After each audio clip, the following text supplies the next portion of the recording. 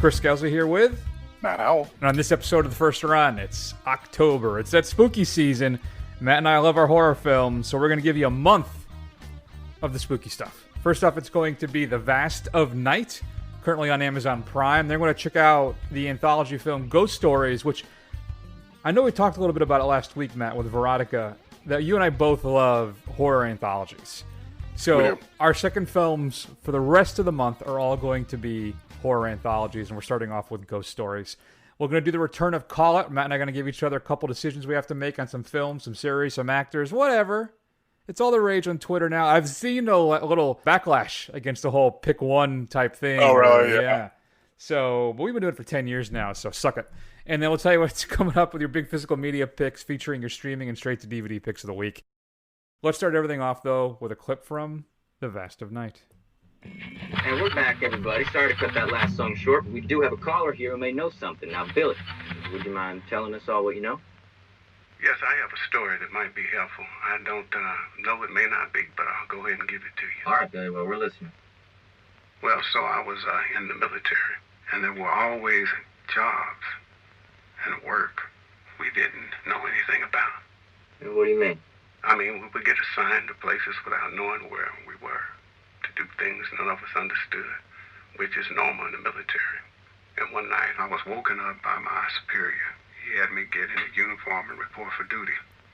Then a carrier plane landed, and they loaded me up by myself. We made several more stops picking up other guys. Then we flew for at least 2 hours. And when we landed, they loaded us up into a bus. But this one had all of the windows painted black, so there was no telling where we were going. So where did they go? Matt, what is Vast of Night all about? So it's the 50s, post-Sputnik, and a young radio DJ in a small town, I think I'm not 100% sure where they are, in Cayuga, wherever that is, which I know is in New York, but they don't sound like they're from New York. He and his phone switch operator, sorry, I had to think of the word there, operator friend, catch a signal coming through the lines and over the radio, and they start airing it, asking what people what they think it is when he gets a call from a mysterious person claiming that it is of extraterrestrial origin. Very good. So, Matt, this film had a budget of $700,000. I mean, I believe it. Minuscule budget little sci-fi thriller. But what are your thoughts about it? Was it able to work with that budget and deliver an effective thriller, or is this more kind of just your TV movie of the week type stuff? Yeah, so this thing is definitely riffing on Twilight Zone, Outer Limits kind of stuff, and it's kind of stretching that premise into an hour-and-a-half film, which would have been a 20-minute teleplay back in the 60s. This, I think it's mostly successful, I think. I will say that this is not going to be for everybody, because this film is almost entirely dialogue, and it's delivered in different ways. Sometimes it's kind of like a rat-a-tat kind of patter, fast-fire kind of dialogue. Other times I slow it way down and kind of the ominous talking.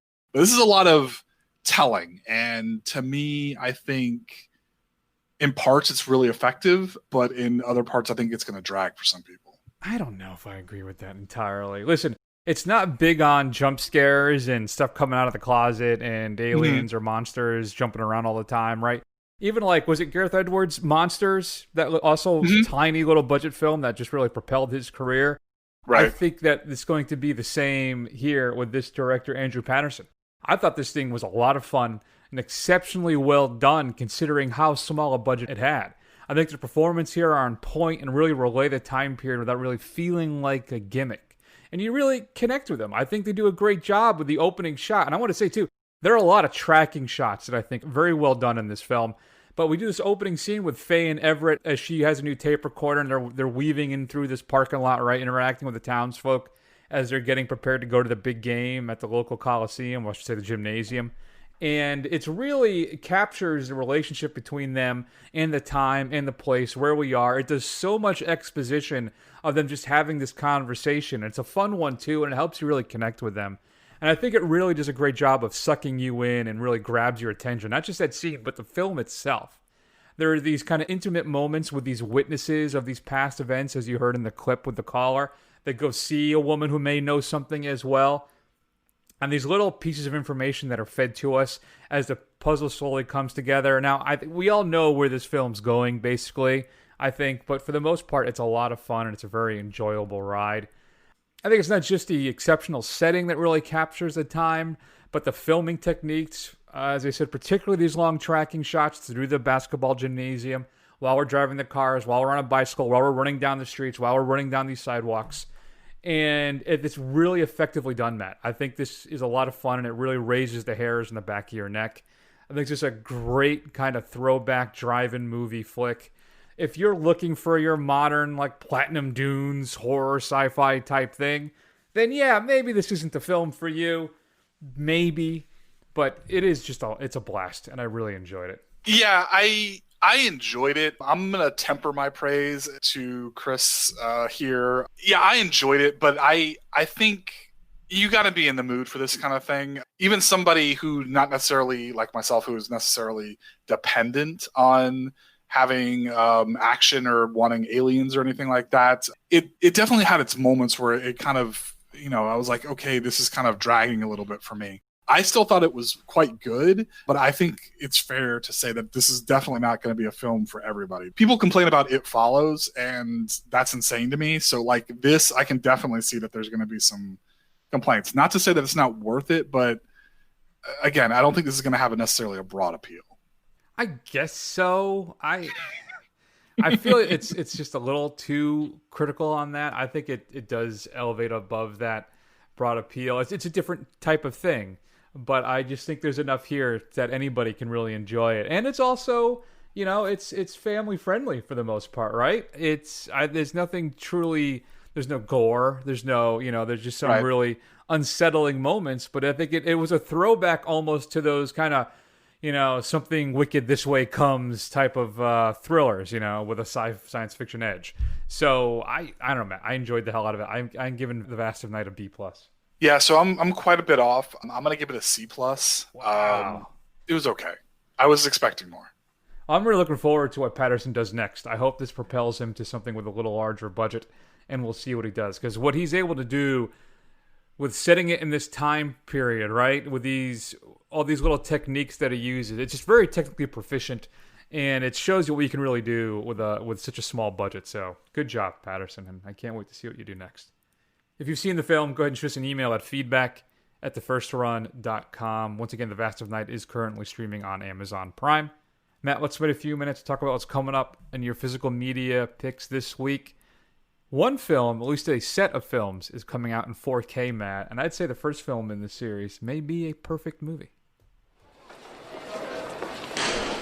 Lorraine? Calvin! I'd like you to meet my good friend, George McFly. Hi. It's really a pleasure to meet you. How's your head? Oh, good. Fine. Oh, I've been so worried about you ever since you ran off the other night. Are you okay? Oh, it's Hardy. I'm sorry, I have to go. Come on! Isn't he a dreamboat? Doc, she didn't even look at him. This is more serious than I thought. Apparently your mother is amorously infatuated with you instead of your father. Whoa, wait a minute. Doc, are you trying to tell me that my mother has got the hots for me? Precisely. Whoa, this is heavy. There's that word again, heavy. Why are things so heavy in the future? Is there a problem with the Earth's gravitational pull? What? So, Matt, the Back to the Future trilogy is getting a 4K release. You get all three films, newly remastered in 4K, Dolby Vision, HDR, Dolby Atmos soundtracks, and the rest. It has a bunch of new special features, which I'm very upset about, because I bought this set on Blu-ray a few years ago, and I don't know if I need to upgrade the Back to the Future set to 4K, but I would love to see some of this stuff. So they have the alternate future, the lost audition tapes, rare audition footage featuring Ben Stiller, Kara Sedgwick, John Cryer, Billy Zane, Peter DeLuise, and C. Thomas Howell. Hopefully that'll show up on YouTube at some point. And there's the Back to the Future musical behind the scenes. I guess there's a musical coming out, which I was not aware of. And a whole bunch of other stuff. So this thing is pretty packed up with features. A lot of it is archival stuff, but still there's some really interesting new stuff. But again, I just don't know if I need to upgrade my Blu-rays personally. Do you want any of these on physical media? Yeah, I do. I believe I might actually have the DVD set, so I guess I could stand to upgrade these. Also, while we were listening to that clip, it was surprising to me how much like Tom Holland, Peter Parker, that Michael J. Fox sounds like. I haven't noticed that. That's interesting. Best Buy has a steelbook for this, and Amazon has a digibook and a little replica hoverboard you can get too as well. So still waiting for that hoverboard. But I do believe you can buy the sneakers, right, from Back to the Future 2. You can. Good luck, though. Yeah, good luck. They're really pricey, right? They're very limited edition type thing. Yeah. Yeah. All right, RZA's latest film, Cutthroat City, is getting released, featuring Isaac Gonzalez, Wesley Snipes, Terrence Howard, Isaiah Washington, and Denzel Whitaker. It's a heist movie set in the lower Ninth Ward, New Orleans, during Hurricane Katrina. Oscilloscope is releasing Clementine. Reeling from a one-sided breakup, heartbroken Karen breaks into her ex's lake house in this sexy, sexy thriller. Maisie Williams stars in The Owners. A group of friends think they can find an easy score in an empty house with a safe full of cash. But when the owners, an elderly couple, come home early, the tables are suddenly turned. Spree, starring David Arquette, Kyle Mooney, and Misha Barton, is coming out. Thirsty for Love, Kurt Kunkel, that's a name, is a rideshare driver who has figured out a deadly plan to go viral. Shudder's Scare Package is being released. Chad, the owner of Rad Chad's Horror Emporium, recounts a series of bone-chilling, blood-spattered tales to illustrate the rules of the horror genre to his newest employee. Haunt is coming out. There is a limited edition of this, which includes a CD soundtrack, post-reproductions, and more. There's 6 enamel pins. It's in a VHS box-style type magnet type thing, and 4 hours of exclusive special features. But basically, Haunt is about, on Halloween, a group of friends encounter an extreme haunted house that promises to feed on their darkest fears. The night turns deadly, Matt, as they come to the horrifying realization that some nightmares are real. New to Blu-ray, The Haunting. This is the 90s remake with Liam Neeson and Catherine Zeta-Jones. It's getting a Paramount Presents treatment as a brand new 4K remaster. New filmmaker focus on director Jean Debon and behind-the-scenes featurettes. Shout Select is releasing Adaptation, which includes no special features, I think just a remastered picture. The Captain's Collection. William Shatner is releasing his documentary where he interviews all the other captains of the Star Trek shows. So Patrick Stewart, Avery Brooks, Kate Mulgrew, Scott Bakula, and his own counterpart, Chris Pine. And there's a special edition from Shout Factory, which includes a vinyl splatter exclusive of his Has Been album, which honestly is an album I enjoy. I have it on CD. Your straight-to-DVD pick of the week, Matt, is Clint Walker's, well, he's in it, Killdozer. A small construction crew on an island is terrorized when some strange spirit-like being takes over a large bulldozer and goes on a killing rampage. An absolute classic. Matt, what should we be streaming this week? So available on Hulu is a film that we enjoyed. Terminator Dark Fate is available for your streaming pleasure. A fun film that has its moments, not kind of elevating the series up to its highest highs, or maybe even continuing the story as we intended or we had hoped. But it's definitely a step above a lot of the later Terminator fare. So give it a shot if you're a fan of the Terminator franchise. I agree. I think it's criminally underappreciated, and it has some of the best action set pieces of any of the films in the series. It is really well done. There's maybe, unfortunately, one of the main characters isn't terribly strong. If you listen to a review back in the day, you can hear all about that. But it's a lot of fun, and one of the better sequels. All right, Matt. The beginning of our anthology series, fun little trip through horror, begins with the British import Ghost Stories. Let's hear a clip. You are a conceited, weak-willed coward. Editing out any inconvenient data, terrified of anything that doesn't fit into your tiny world of view. Okay, I'm done. I came here in good faith because you... 3 cases. I couldn't explain 3 cases that haunt me still. You go and investigate if you dare and come back and tell me that I am wrong. Because I've come to one inescapable conclusion, and that is the supernatural, the unseen forces that surround us. Everything that you and I have spent a lifetime trying to debunk and disprove, it's all true. Every last bit of it. Please, Mr. Goodman, I'm begging you, tell me I'm wrong. I need you to tell me I'm wrong. So there you go. That's basically your plot synopsis right there. Philip Goodman plays a professor who also does this kind of, buster shows where he goes on and tries to bust fake psychics. You're Jonathan Edwards, right? You're whoever that crazy woman was. So many people. So anyway, there is a person he looks up to, not a mentor, but someone in the same field who's older, who seems to have disappeared, but reaches out to him.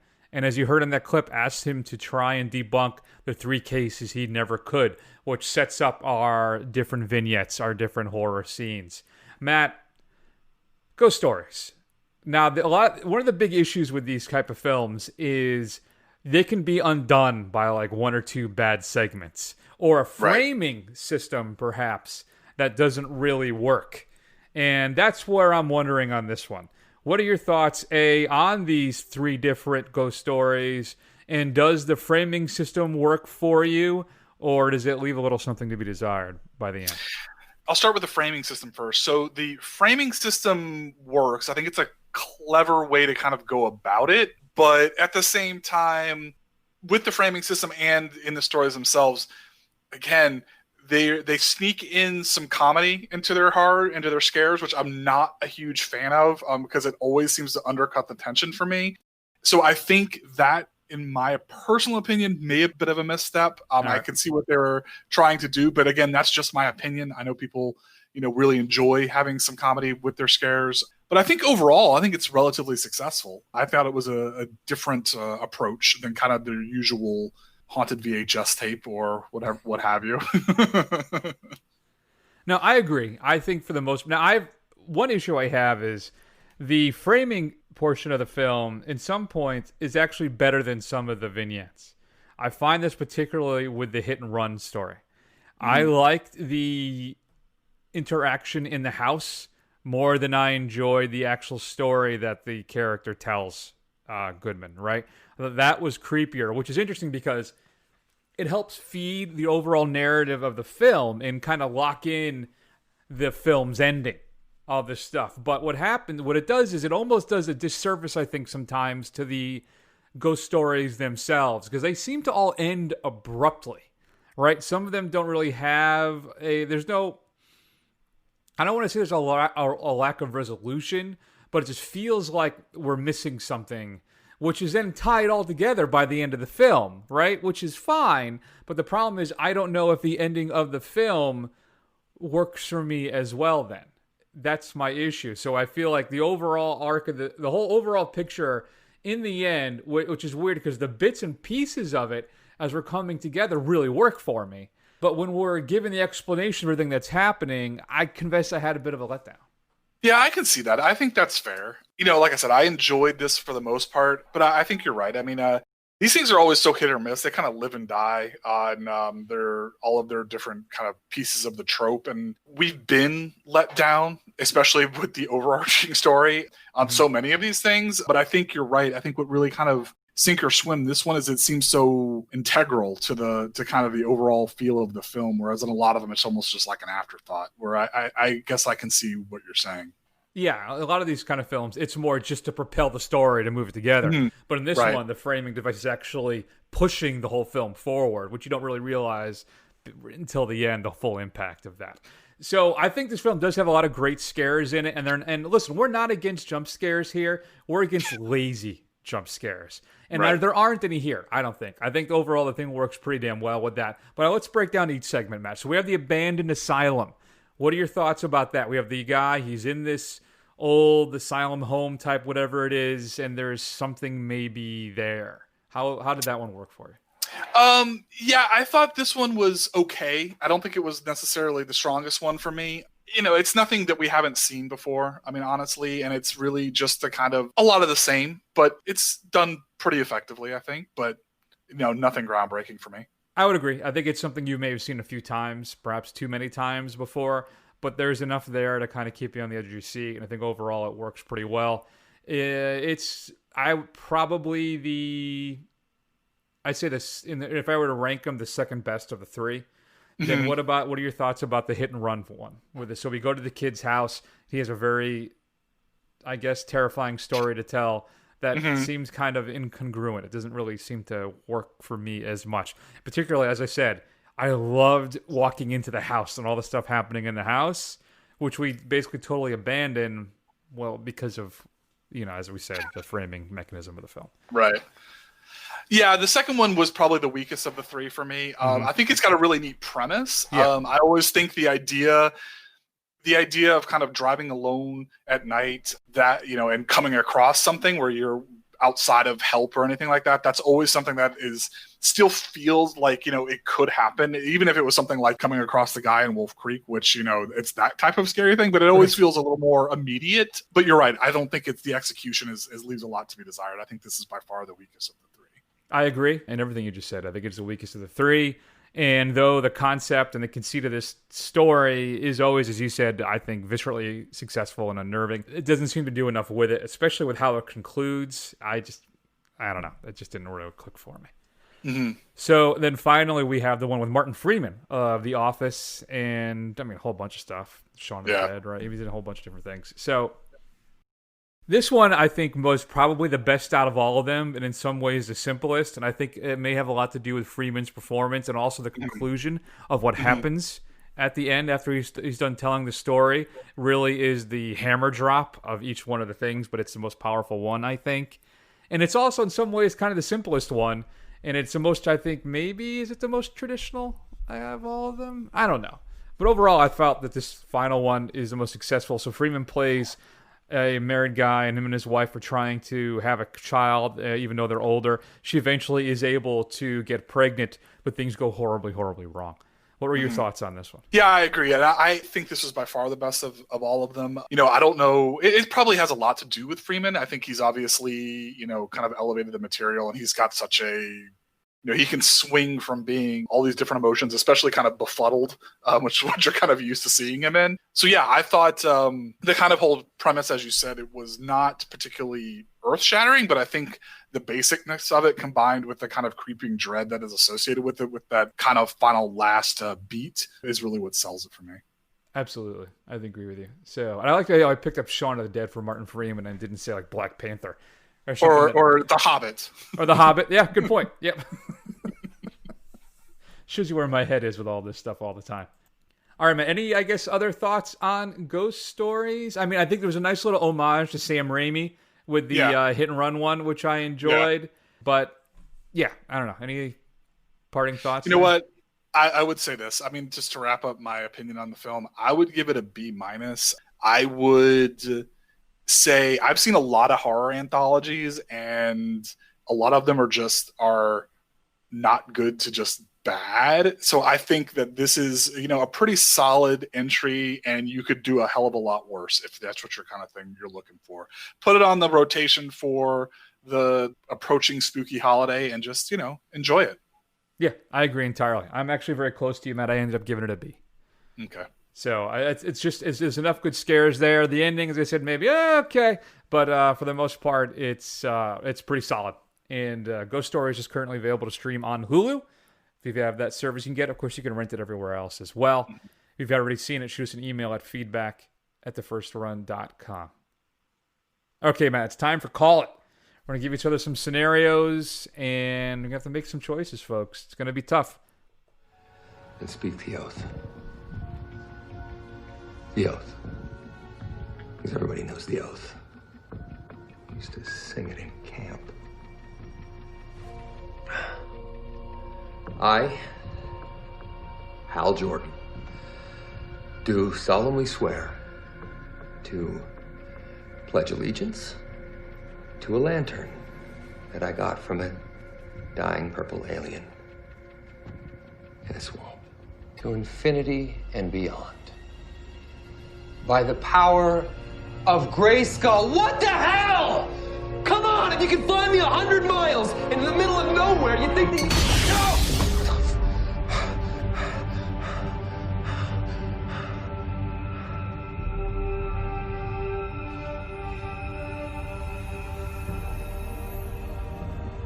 Brightest day and blackest night.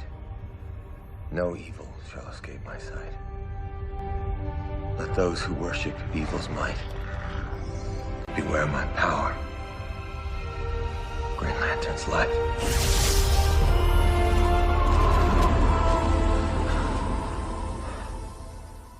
I think if you listen carefully, you can hear the little edit cuts in that one because it intersects with Hector Hammond becoming whatever his name is again. I can't remember. So that, of course, is a clip from the mega hit that launched the franchise, Green Lantern with Ryan Reynolds.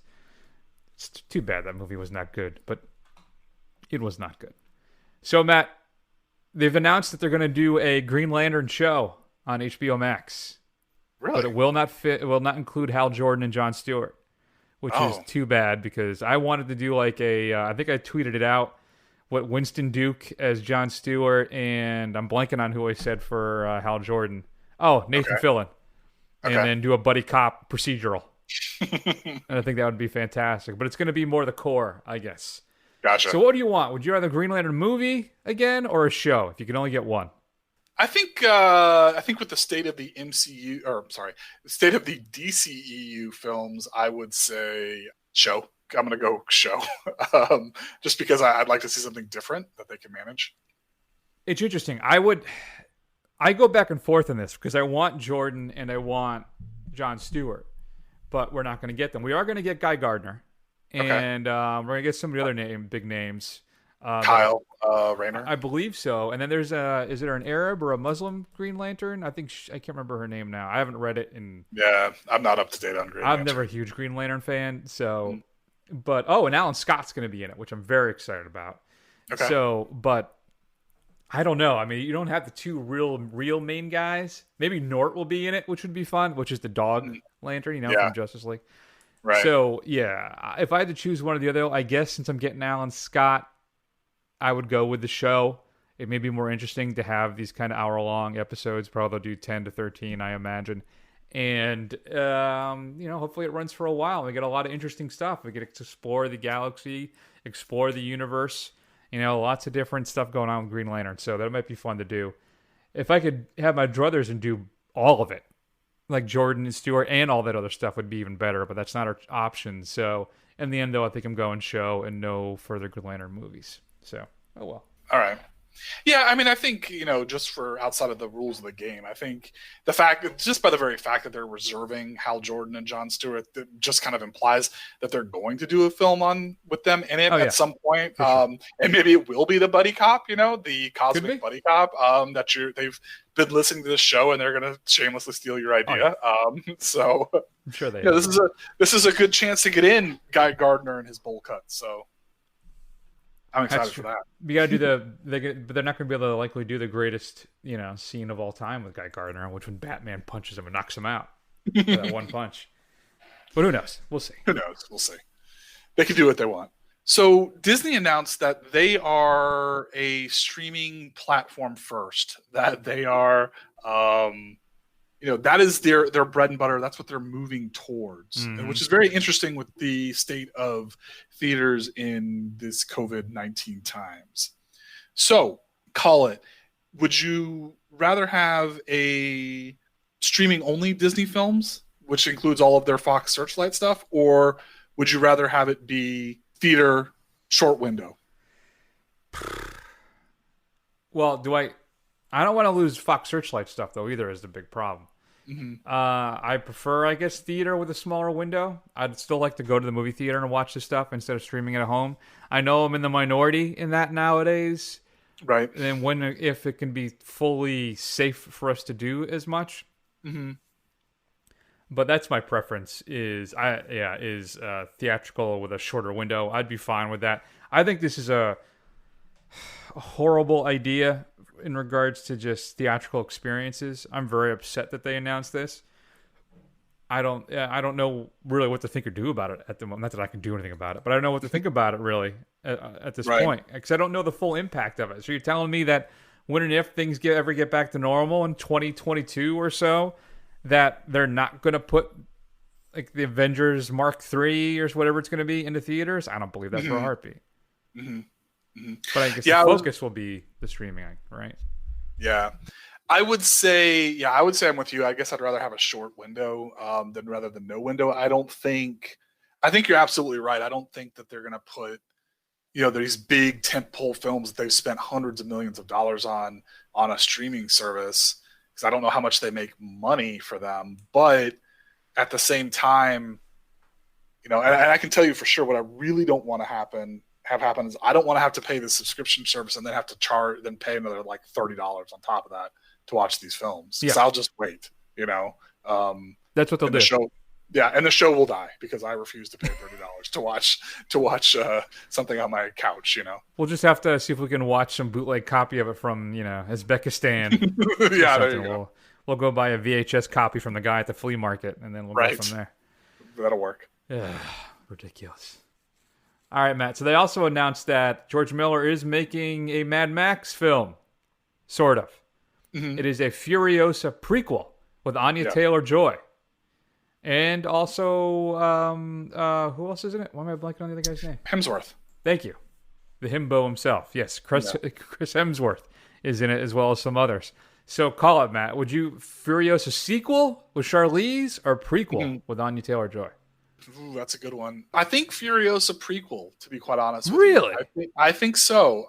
Just because the cap point of her kind of taking over Immortan Joe, I think is pretty interesting. I think it's a good place to end because then what do? It seems like it'd be the same old thing. Like basically somebody tries to attack her new fortress and new home and stuff like that, and she has to defend it, which we've seen a lot in Road Warrior films. I think it's an opportunity for something a little different, and maybe to see something a little earlier in the apocalypse that we haven't really seen in this kind of Mad Max universe. I don't know. I'm hesitant to lose Charlize.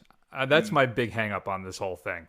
I think she did such a great job with that character. I don't want to see her reprise it one more time.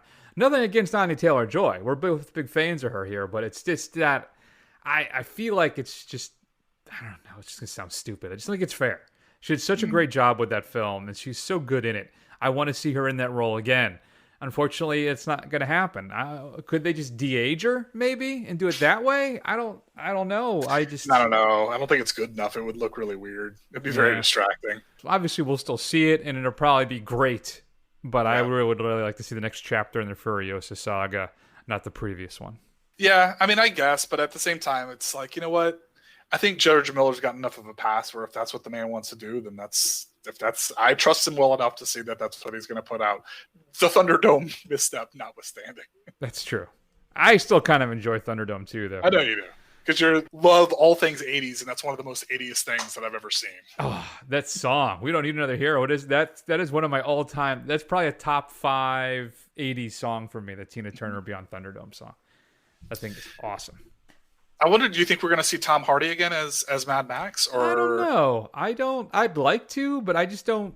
If he's making this one now, I don't know. I would be surprised. Pretty old. He is pretty old. But I would love to see like a different actor like play Mad Max going forward, like every time, just like to kind of play up the whole he's a legend kind of thing, and it's really somebody else like telling the story, Interesting. So it could be a different person every time. All right, well, you've just killed one of my call-its, so now I only have 2. So there you go. All right. So AMC's filing for bankruptcy. Well, I thought they had money until the end of the year, but they're already moving forward with that? I didn't know that. They're going to be literally out of cash with no way really to get any more until the end of the year. So it seems that bankruptcy is like a foregone conclusion at this point. So call it AMC getting bought out by like an Amazon, or shutting down for maybe as long as a year, like Regal is. I mean, you still need to pay the cost to maintain the theaters, right? I mean, you can't just shut down completely. You still have to go in and assuming, unless you close them. Unless you close them. They may close permanently underperforming theaters, a lot like the AMC, what do they call them? The classic venues, whatever. I can't remember what they're called exactly. Like they did that here even prior to all of this. There was one in a little subsection here called Ybor that they just closed and they shut down. And there's another one too. I think there's one in St. Pete. It's not classic, but they may be shutting that one down. I wouldn't be surprised. Yeah, I don't know. I'm really nervous about an Amazon buy or a Disney buy of one of these chains. I would like maybe for them to... Well, what we need to do is get a handle on this goddamn virus first. And we can try and get everything back to normal. But I guess I would rather than maintain independence and if they have to shut down for 6 months or a year or whatever, and then come back afterwards, I think that's fine. It's not like the business model is corrupt and dead, right? I think it's more just the circumstances. So they may be able to shut down and go into hibernation for a while, get some funding, and come back. I don't see why that couldn't happen. And if it's my call, that's what I would go with. What about you? Maybe we can do it, Matt. Let's put some scratch together. There you go. Honestly, I think the more prudent move would be to shut down. So I would say shut down for an extended period of time and just kind of come back, restructure it out of the ashes kind of thing. With the new reality, whatever that looks like. Although I will say, this may lay your fears. I'm not sure Disney has the money to buy like a bunch of theater chains like that. You know, their theme parks are not doing so good. True. They're sitting on all these huge films that they spent hundreds of millions of dollars on, to maybe even to the billions when you add them all up, and they're not making any money for them because they keep pushing them out. So, you know, I don't know how well Disney's going to be doing in the short term anyway. That's a fair point. Buying stuff. Yeah, so I guess what's my other question? So is this going to actually get you to shut down your A-list, or you're going to keep paying it? I still have it going. I don't know. So Possessor comes out this week at the Greenlight Theater down in St. Pete. So I think I'm going to go check that out this weekend. Okay. I'm close. I'm really close to shutting down. The new Liam Neeson movie is showing there this weekend. Oh, okay. I can't remember what it's called. The Long Thief or something like that. I can't remember. Yeah. So I may maybe try and gamble and check that out one night. I don't know. But it's not shut down yet. And I'm in a place where I can kind of just ignore it for a little while. We'll see what happens.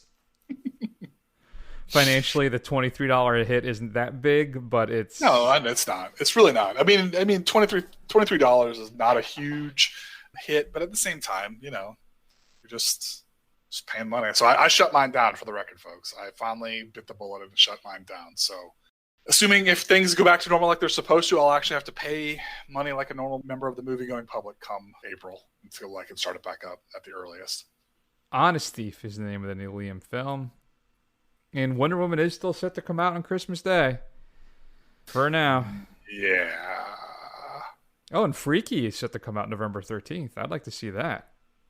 That's that body swap horror film from the guy who did Happy Death Day, right? Okay. Yeah, it's not that there's not films that I don't want to see. I'm just saying that I just don't see it happening. Yeah. Good times. All right, man. I got one more for you then. Okay. Call it. Historically and going forward. All right? And we can break those up into two if you want. G.I. Joe or He-Man? Ooh, boy. Okay, so historically, He-Man, I was a bigger He-Man fan than G.I. Joe when I was a kid. So, but you got to remember, that was probably like when I was like 5-6 years old. I was more into the monsters and stuff. Mm-hmm. But I think going forward, I think neither one has great legs, but I would guess... God, I really did not like those G.I. Joe movies. You know what? I'm going to say He-Man just because G.I. Joe movies were not that great, you know? So let's see what they can do with He-Man. Yeah, I'm a similar vein with you. So I think I like G.I. Joe. For the older cartoons, G.I. Joe cartoons are better than the He-Man ones. I think there's also more of them. They have a wider selection of characters. I think they're just more interesting. And I would go historically, I would go G.I. Joe. Going forward, we have those G.I. Joe movies. Like you said, they're not terribly good. And I want to see a big budget fantasy sword and shield kind of epic He-Man movie. I think it would be awesome. Yeah. And I know there's an animated show, right, that's supposed to be coming out on Netflix soon that Kevin Smith is involved in some capacity. So I'm looking forward to that. But I would like to see a big budget He-Man movie. That would be pretty awesome. Yeah, that would be cool. Yeah, I would go He-Man going forward. Now, combined entirely, if I could only have one ever, I think I don't know. I keep going back to G.I. Joe for that, even though those movies are not good. I just think the content, and I played more with those toys than I played with the He-Man toys. Yeah, I mean, that's true. I mean, honestly, if you had to make me choose one or the other, like forever, I would probably, even despite what I just said, I'd probably go with G.I. Joe just because I feel like there's a wider breadth of what you could do with that than you could with He-Man. Yeah, I think that's what it comes down to. I agree. Yeah. All right. Well, that's call it this week, folks. What choices would you make? G.I. Joe or He-Man? Because you lose She-Ra as well, folks. So don't forget that. Bad times. Just an email at feedback@thefirstrun.com. Next week, what are we doing next week? It's going to be... Everything's up in the air right now. So on the calendar right now is Babysitter 2. And I was going to suggest for our horror anthology, Scare Me on Shudder, which is a relatively new one. Well, here's the thing, right? I know we got to talk about that because here's my nominations for the rest of this are Kwaidan, which is on Criterion. Okay. Which is Japanese, I believe. And then Asylum. We need to do an Amicus, which is Asylum is on Prime. Okay. And then we want to do Books of Blood, I think at some point too, right? The Clive Barker one. And then the Mortuary Collection, which is hitting Shudder, is supposed to be very good. Okay. So, I don't know. See, but you have Scare Me, what you want to do, huh? We'll add that to the list. And you know what? We don't have a ton coming up in the primary slot, so maybe we double up one week. That's true. We could just do that. Fair enough. All right. We'll see what happens. So in the meantime, check us out on Facebook, Twitter, Instagram, YouTube. Do a search for The First Run. Scroll. You will find us. Go over to Apple Podcasts and give us a review. It'll help other people find the show and review that review. We'll read that review on the air. Oh, Matt, I got my Friday the 13th box set, by the way, yesterday. Oh, did you? And we had reported previously that it looked like the killer cut of the reboot was not included. Well, I'm happy to tell you it is indeed there. Oh, very nice. So you do get everything. So I'm very excited. I watched the first one last night, and I finished up Ghost Stories, and I popped in the uncut version of the first film. Still holds up for what it is. So, but I'm very excited to have the box set. It looks great. It's very cool. I posted some pictures of it on our Twitter account already, and I'll throw them on their other social media accounts throughout the day. So I'm happy to have that. In the meantime, we're going to go ahead and then take an extended break. We will see you all soon. Take care of yourselves.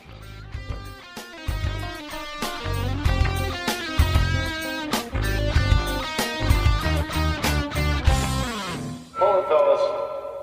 I'm afraid you're just too darn loud. Next, please.